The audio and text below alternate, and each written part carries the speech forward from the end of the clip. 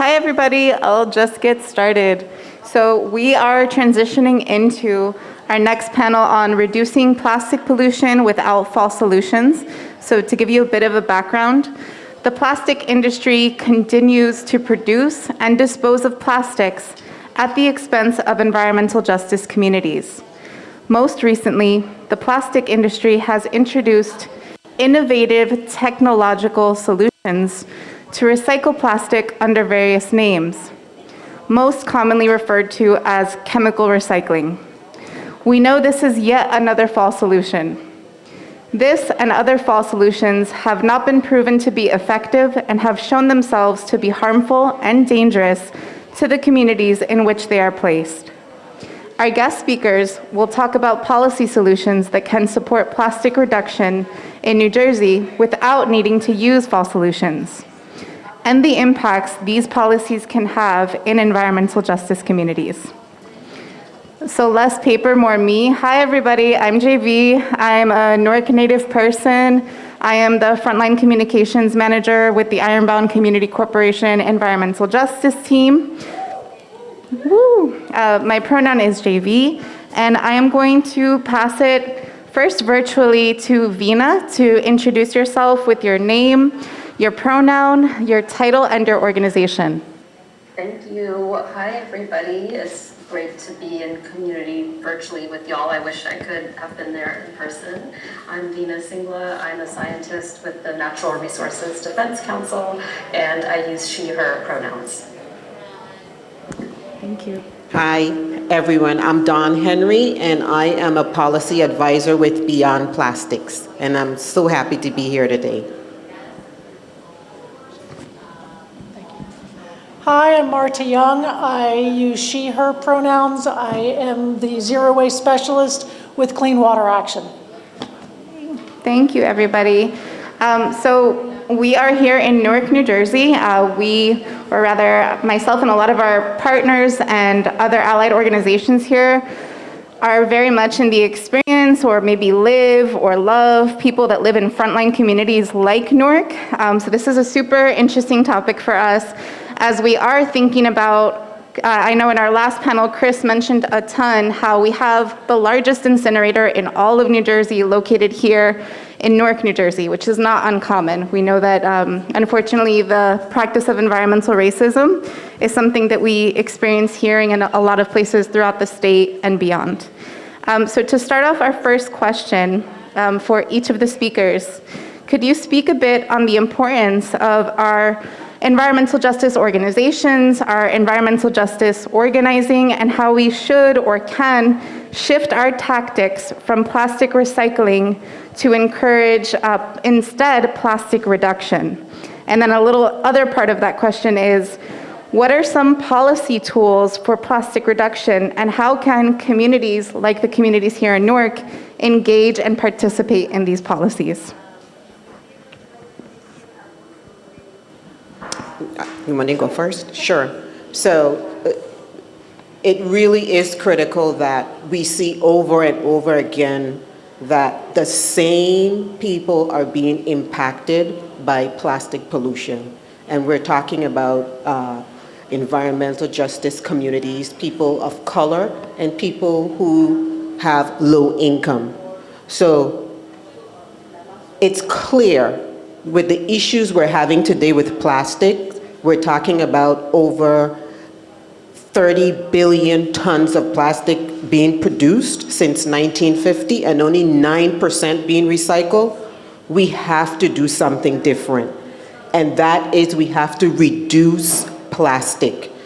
And in reducing the amount of plastics, what would in turn happen, it will have a positive effect in these communities, because we're talking about reducing these facilities, the impacts that they have there, because they tend to set shops up in these areas.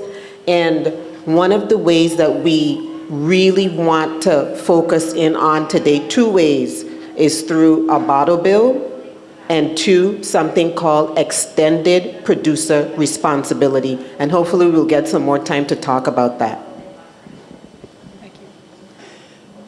I want to repeat what she just said by just saying that there it is an injustice on where the plastic waste is going. Studies are either 9% or 5 to 6% of all plastic is recycled, and yet the pollution is predominantly affecting the environmental justice communities. And there are a number of ways in which we can help reduce that plastic, both at a state level, at a local level, and at an individual level. And we are working on an extended producer responsibility bill, which puts the burden on the manufacturer to reduce their plastic waste, such that this bill we are still working on, but we are hoping that every 2 years there will be a 10% reduction in the waste, so that we are not burdened with that choice when we go to the grocery store, because we don't always have that ability to choose a product that does not have plastic. That burden should be on the manufacturer. We are also working on a bottle bill, and that bottle bill will reduce the plastic, it will reduce the virgin material. Currently there are 40 to 60% of litter, street litter, that is from food and beverage containers. If we have a bottle bill, that increases the amount that is recycled because of what's called a single stream, that completely allows more products to be recycled than if you just merely put it in a recycling bill in your home. We're also working at a local level on something called a skip the stuff. In February, New York City, as someone previously said, what happens in New York, what happens in Jersey, we do have a nice relationship. New York City just passed in February a skip the stuff bill, which prevents restaurants from just giving handfuls of cutlery and condiment containers every time you do a takeout order. So by reducing that, it will reduce a lot of plastic. I'm also part of something called part of Clean Water Action Rethink Disposable program. Predominantly, I am working with soup kitchens, but other schools and facilities to help reduce at an individual level, at a restaurant level, at a kind of business level, single-use disposables. So again, both at a national level, a state level, and an individual level, we can make a difference. And I'll pass it to Veena. Thank you. I'll just really echo what the other speakers said and add to it that, plastics are just toxic from the beginning of their life cycle to the end, and disproportionately impact frontline communities where they're produced, where the plastics themselves are made, and at the end of life. And some plastics are especially toxic, like polyvinyl chloride made from vinyl chloride, which is a cancer-causing chemical. Folks may remember the horrible train derailment in Ohio from earlier this year. So we created a fact sheet of the highest priority types of plastic and plastic materials, like the single-use plastic that was just mentioned, that should be the first place to start for phasing out and ramping down on plastic production. And I think Chris can share that fact sheet. It can help support y'all's advocacy at the local and state level to target these problem plastics to ban and phase out first. Thank you. So as everyone is speaking, and as someone who attended last year's Waste Justice Assembly, one thing that has become very clear is how the fossil fuel industry that's exacerbating the climate crisis, impacting frontline communities disproportionately, is also this really insidious way of just using plastic as another way of using fossil fuels and creating more waste in our communities that, like we've mentioned so many times already, gets incinerated right down the street.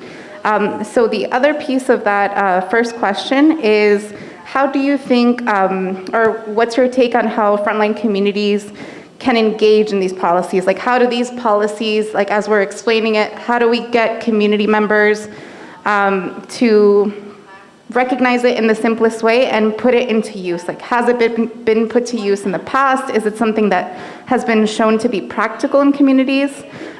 For context, here in Newark, like I can speak personally for myself, I'm scared of my tap water.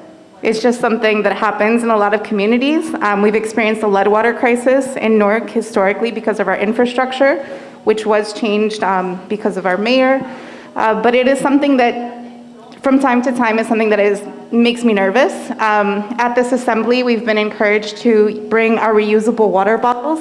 However, in Newark, I can say at least, I haven't seen many places that have a reusable water bottle like refilling station. So I guess that's my question of how do we take something like the bottle bill or extended producer responsibility and put it into use at a frontline community level? And I don't know if anyone wants to go first. I can start. So I think what's most exciting about an extended producer responsibility law, EPR, is traditionally, you and I, we're responsible either through our tax dollars or by paying directly for curbside pickup for getting rid of plastic or packaging waste. And what an EPR does is, and this is really important for frontline communities, it totally flips this responsibility and it puts the onus on the producers of these plastics and packaging material.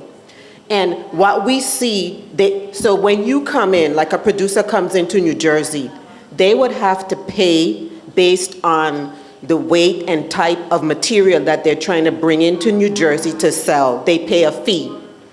And then that fee can be used to pay for managing waste within New Jersey without tax dollars. And it can be used in frontline communities to help implement things like reuse and refill systems, right? To help frontline community better manage the waste that is predominantly being brought there. And this would also be an incentive because now producers are having to pay for packaging. It would be an incentive for them to reduce the amount of their packaging as well as the toxins that are in these packaging materials. Thank you, and I'll pass it to whoever else feels moved to go in next. I'll say, I'm a firm supporter in the extended producer responsibility bill. We'll ditto everything that Dawn just said. When it comes to the bottle bill, I think this is also very critical because the money, I think a lot of times people don't realize that there is money saved by the governments through the bottle bill process that we are trying to, New Jersey is trying to make the best bottle bill ever so that there is excess money that can go back to the communities to help some of the problems. Is a bottle bill or an EPR bill going to fix all water problems? I can't say they will, but what they can do is help provide funding to go into a kitty that can help fix some of those problems. Thank you. And Veena, I don't know if you wanted to add. I think they covered it perfectly, nothing to add from me. If you don't mind, I can just say. So the deposit bill, you purchase a can of soda, right? 10 cents would go along with this soda can. And when you take this back, this is called return to retail. When you take this back to your retailer, you can get the 10 cents back. But like she's taught, like what's her name? Marta, she mentioned, 10 cents goes with this can. But how many of us are actually going to go to the retailer and get the 10 cent back? Not much of us. So that's how we have these unclaimed funds that can be used to help, for example, frontline communities. Thank you so much. And thank you for the visual on that as well. Because when I mentioned that I was nervous about the tap water in Newark in so many places, I say that that's probably one of the reasons why a lot of our neighbors tend to buy plastic bottles, because it really feels like one of the only choices when you are nervous about the water quality. And so this conversation moving to how we can use those, how I'm thinking of it as excess funds to us as community members and allies to advocate for the changes that we need in infrastructure to support something like these policies, I think is great to start talking about. And Marta? If I could just jump right in. The concern is that we need to either fix the water or make sure people understand that it is fixed. But having people feel like they are forced to buy water in plastic containers is not the solution, because there have been studies that show that 93% of the water that is in plastic containers is full of microplastics and nanoplastics. That is not a good solution to make you have to feel like you are trading one evil with another evil, because you do not want to have to consume microplastics that are in those plastic bottles. Thank you. And with that, I'm going to move on to our next question. Which is, the fossil fuel industry has a track record of coming up with false solutions to address the crisis that in reality they helped create. What are some false solutions that are being proposed to recycle plastics? And what impacts do these false solutions have on communities? Yeah, and Marta, Veena, would you like to start? You're being pointed at, I don't know if you could see that. Yes, thank you. I have a lot of thoughts on this question and so-called chemical recycling, which you mentioned earlier. So chemical recycling, there's a few things that industry has made intentionally confusing about it. First, they're calling it all kinds of different things like advanced recycling, molecular recycling, chemically advanced recycling, many different names for the same thing.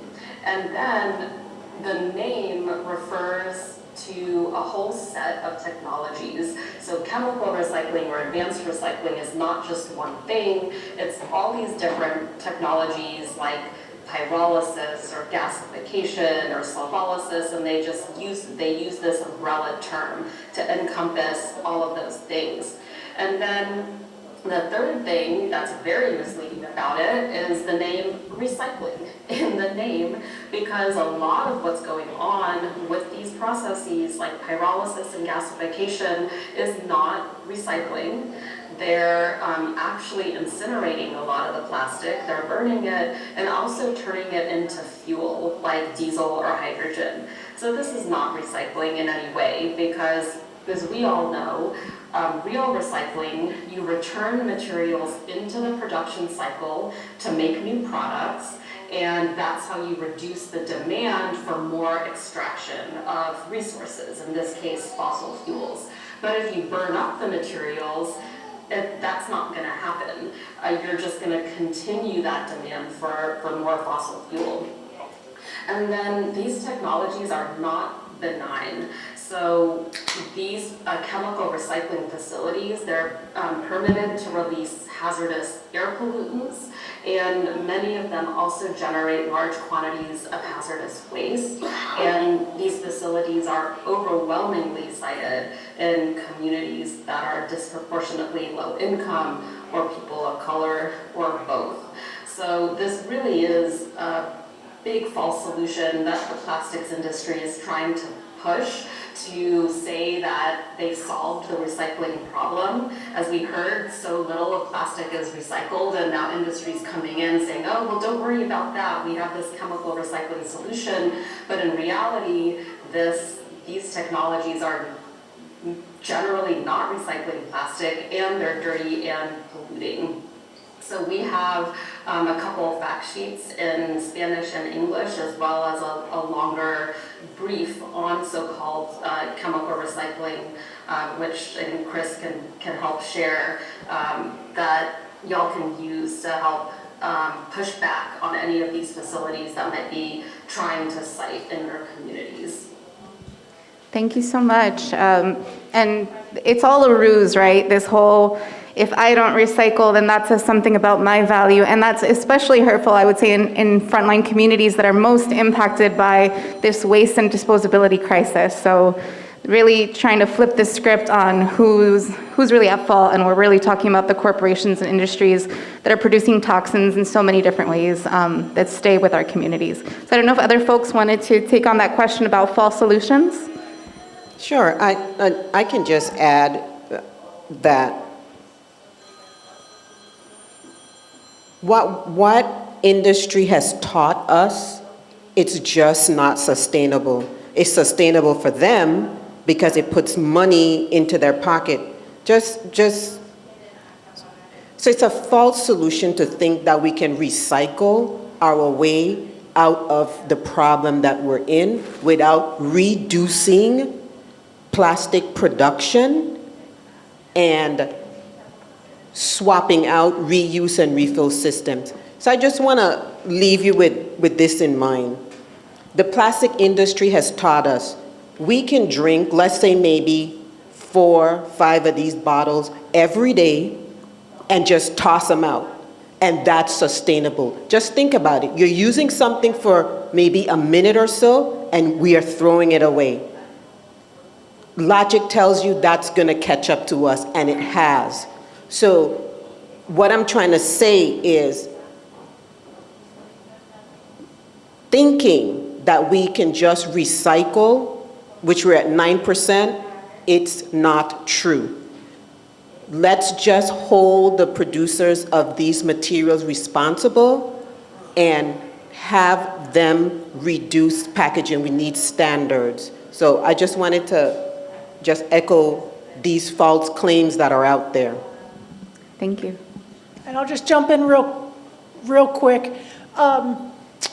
Plastic was invented to be a forever product. It was not invented initially to be recycled, to be reused. There's 2,400 chemicals used in the process of making the various kinds of plastics, which is why when it comes to breaking them down, incinerating them, they produce so many toxins into the air that especially EJ communities have to suffer through and breathe. So. Thank you so much. So actually, great cue, because we're down to just 5 minutes, but we would be so happy to take any questions. And also, before we take those questions, can we give a round of applause to our folks? Thank you so much.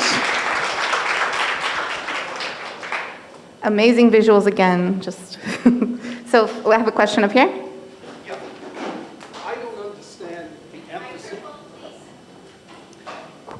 I don't understand the emphasis on EPR, because EPR and chemical recycling go together. EPR puts the plastic corporations in charge.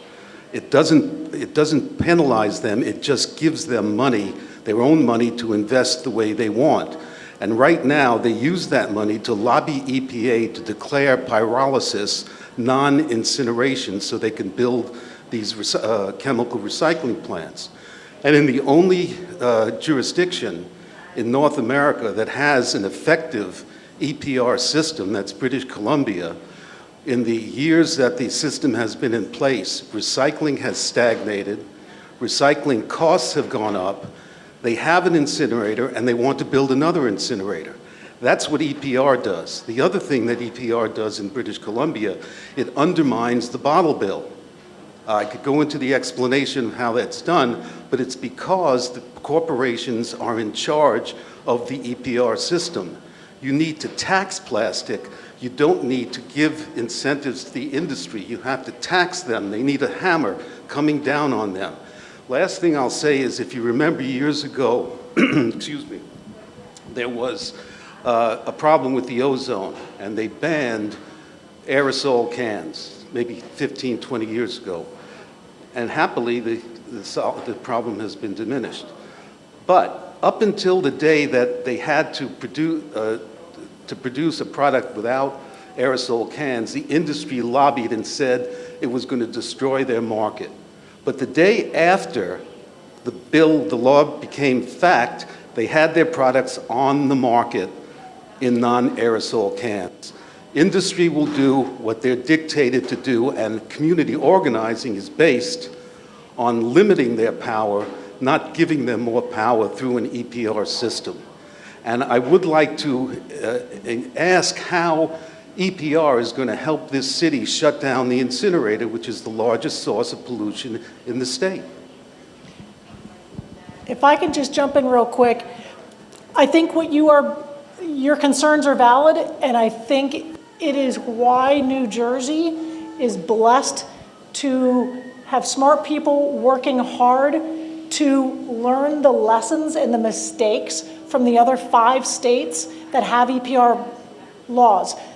EPR is not equal. Every state has done it differently. And New Jersey is learning, has learned the things that have worked, the things that have not worked for the different states to try to solve some of your concerns. So one of the things that again, we don't have one in place yet, so I can't say what it will be, but we are trying to have every 2 years have a 10% reduction in the plastic, which will therefore reduce the plastics overall. There will not, providing money to an industry, to a plastics factory is not a solution, but having them have to reduce is a solution. Thank you, and I'll give just one more answer if anyone else wants to jump in. What we are doing at the continuation of this 1 minute that we have left is we're gonna have a workshop, an extensive conversation on policy pathways, on incineration, which we'll be having right after. And so I'll give 1 more minute for anyone else who wants to add. There's a question. Sure.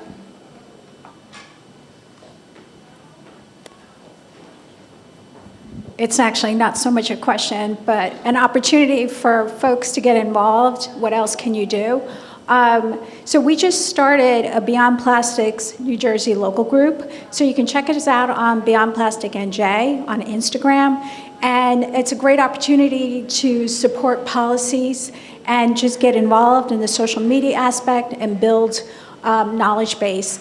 And I just want to give a shout out to local environmental commissions, like the Newark Environmental Commission that JV is part of. That's another great way, green teams, to learn what's happening locally.